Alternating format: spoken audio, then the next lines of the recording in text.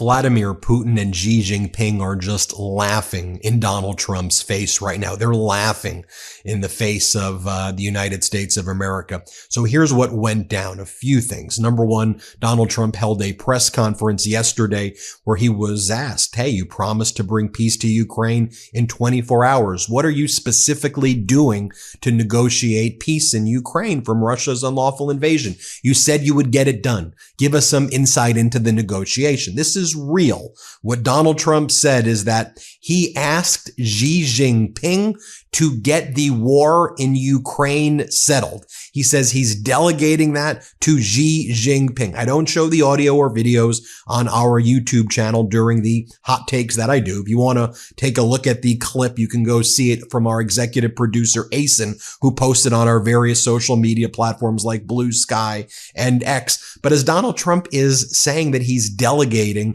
to Xi Jinping, it comes as the same time that Xi Jinping and Putin made an announcement that they actually made a deal together. So at the same time that Donald Trump's inauguration was going on and Trump had that just bizarre executive order signing session in the Oval Office, here's what went down. Xi Jinping declared readiness to bring China-Russian ties to a new height in a call with Putin. So remember, Donald Trump said on day one, he actually said right after the election, he would get on the phone, he would call Putin, he would call Zelensky, and he would bring them together. And he said, you do this, you do this. And Trump said, because he's such a great deal maker, that he would resolve everything and there would be peace in Ukraine. Remember, that was his promise. And if you want to say that Donald Trump really meant 24 hours after the inauguration, well, remember the day of the inauguration, Trump was like, just give me half a day more. Give me half a day more. Well,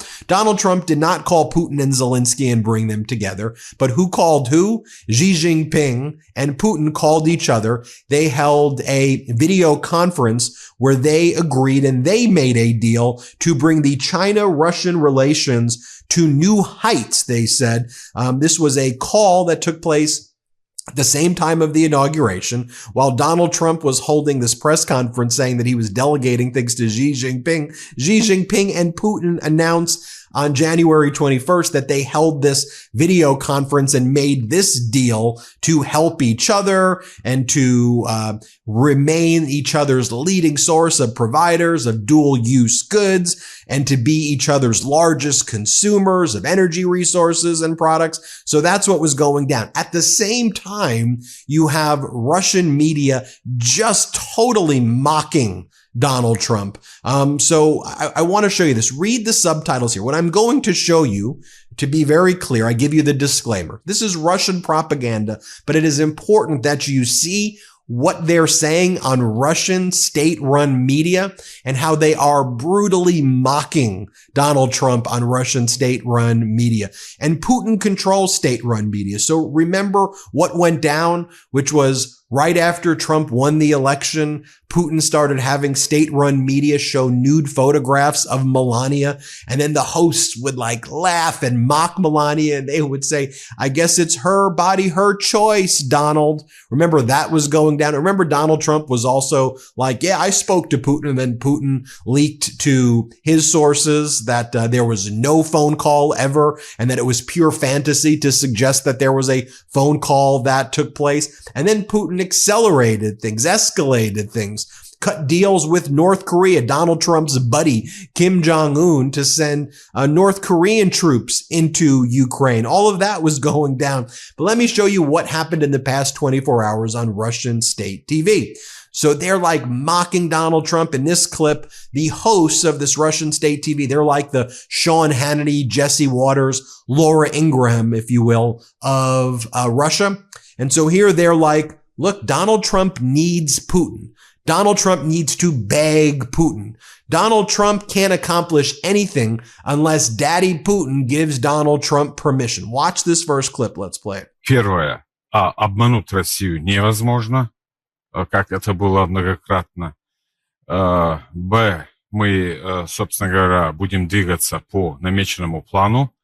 И, собственно говоря, Трамп сегодня нуждается в поддержке Путина, потому что все амбициозные задачи, которые он делает в международной политике, начиная от его желание менять границы Соединенных Штатов, двигаться в сторону Канады, Гренландии, Панамы, собственно говоря, и амбиции, которые у них сегодня на Ближнем Востоке, Трамп обязан, как политик, как экономист, собственно говоря, придерживаться национальных интересов Соединенных Штатов. А если это так, то он прекрасно понимает, что ни одну международную политику, ни один международный конфликт разрешить без участия Российской Федерации невозможно. And then in this next clip, you'll see that Russian state TV starts saying that, look, maybe we'll just start taking over allies of the United States. You know, they think that we'll agree. This is what Russia state TV is saying. It's ridiculous that NATO thinks that we'll accept peacekeepers from the UK or France or the Netherlands or some of these other countries. They go, why don't we just invade those countries? Again, this is what they're saying on Russian state TV, and none of this stuff goes on without Putin's approval. Here, watch this. Пятницу Иран, в субботу Курахова. И когда на этом фоне еще смотришь международные новости, то полное понимание, что нас втягивают в гигантскую войну. А что нас должно ограничивать к уничтожению наших врагов? Ну, они впрямую ставят задачу уничтожить нас. Вместе с британцами отправлять миротворцев на территорию России. Какие миротворцы? Идиоты! Вам надо Лондон и Париж защищать. Мы же возьмем и Лондон, и Париж. Притом нас будут встречать цветами. Now in this last clip, this is enlightening stuff, right? To see what's going down and how they're talking about things and how they're viewing Donald Trump as completely and utterly weak.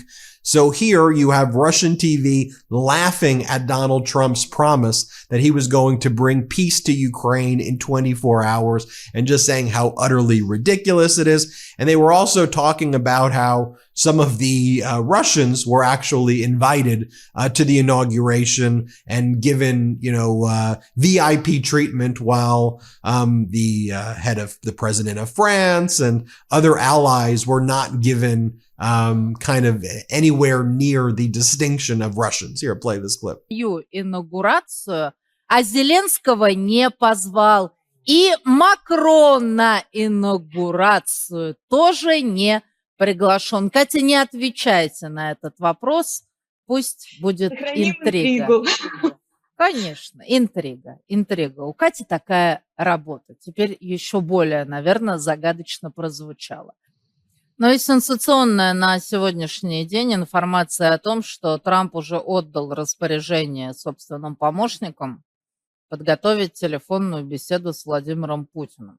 Что нам об этом известно? Но нам об этом известно, что Дональд Трамп уже давно хочет поговорить с Владимиром Путиным, и он не только намекает на это, но и уже предпринимает определенные действия. Мы знаем о том, что для Дональда Трампа произошедшее на Украине – это такая яркая красная тряпка. Он с самого начала того, когда этот конфликт начался, он говорил о том, что он бы его не допустил.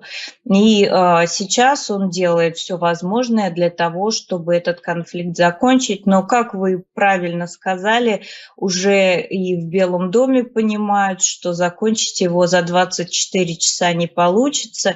Now, one of Donald Trump's first executive orders was this one right here, reevaluating and realigning United States foreign aid. What this executive order did is it stopped funding of foreign aid for the next 90 days, which would also likely include financial aid to Ukraine, Taiwan, and Israel potentially, although Donald Trump with respect to Israel, at least Israel, that's not going to happen. Now, one of the things that President Biden did was try to Trump-proof aid to Ukraine by giving as much aid in 2025 as President Biden possibly could, knowing that Donald Trump was not going to secure peace in 24 hours, and this was all BS. All right, let's talk about NAD+. It's in every living cell in your body, and it helps keep you young by repairing damage, detoxifying, and giving you energy. But between age 20 and 50, your NAD+ levels are cut in half. No wonder we start feeling older, more tired, and less vibrant. But here's the good news. Qualia NAD Plus makes it easy to boost your NAD Plus levels by 74%. It's a simple supplement that's vegan, gluten-free, non-GMO, and packed with ingredients to help you feel at your peak longer into life. Qualia NAD Plus contains the most powerful NAD Plus precursors like niacin, niacinamide, and Niagen. These ingredients are clinically tested to boost your NAD Plus levels, and Qualia NAD Plus has many other holistic ingredients that support all major aspects of NAD Plus production in your body. Plus, it's doctor formulated, so you know it's the real deal. I've been using Qualia NAD Plus since they sent it to me, and the difference is huge. I actually feel energized, awake, and ready to take on the day. I had no idea how much my low NAD Plus was dragging me down. To boost your NAD Plus levels by up to 74%, go to qualialife.com/Jordy for up to 50% off and use code Jordy at checkout. That's JORDY at checkout for an additional 15% off. That's qualialife.com/Jordy, JORDI, for 15% off your purchase. Thanks to Qualia for sponsoring today's episode. Now, Donald Trump sent his surrogate, Secretary of State Marco Rubio. It's just always wild that I'm referring to. I mean, he's Secretary of State now with this ridiculous new administration, but it is what it is. We got to report on the news. Secretary of State Rubio is asked on CBS, so was there peace in 24 hours? Like, why wasn't there peace? Rubio's like, we actually kept our word. We kept our promise. He goes, Donald Trump never said there was going to be peace in 24 hours. Yes, he did, Rubio. But Rubio goes, Donald Trump said that he would say there would be peace in 24 hours, not that it would actually happen. He literally said that he was going to make a deal. And when the election was taking place, as soon as the election was over, there would be peace. Here, I want you to watch this. Secretary Rubio, one of the many things that President Trump said during his campaign run was that he would end the war in Ukraine on day one. That did not happen. How do you reconcile with the fact that he made a lot of promises and now it might be up to you and the team to keep these promises? Yeah, like I think the promise the president made, really, if you look at it, is it's going to be the priority. It's going to be the official policy of the United States that the war in Ukraine needs to come to an end. It is a stalemate. It's a war and it's a conflict that was started by Russia, but it is now a stalemate, a protracted and bloody conflict. It's been incredibly destructive. I would argue for both Russia and Ukraine, but Ukraine is paying the biggest price of all. To its energy infrastructure, to the people and lives that have lost, to the millions of Ukrainians that have had to leave their countries and are living overseas. The conflict needs to end. And it's the policy of the United States that we want it to end. We want to do everything we can to help it end. We're going to. So there you have it. Donald Trump's negotiating skills is to delegate the negotiation to Xi Jinping to reach a deal in Ukraine, when then Russia and Xi Jinping are announcing their broader alliance, which is to check the United States. I mean, y'all see what's going on here, right? Like, this isn't, it's just shocking to me that corporate media is not making these connections. I mean, it doesn't shock me. They're in the tank for Trump, but like, this is pretty serious stuff. Anyway, hit subscribe. Let's get to 4 million subscribers, and thank you very much for watching. Love this video? Continue the conversation by following us on Instagram @MeidasTouch and help us blow past 500,000 followers.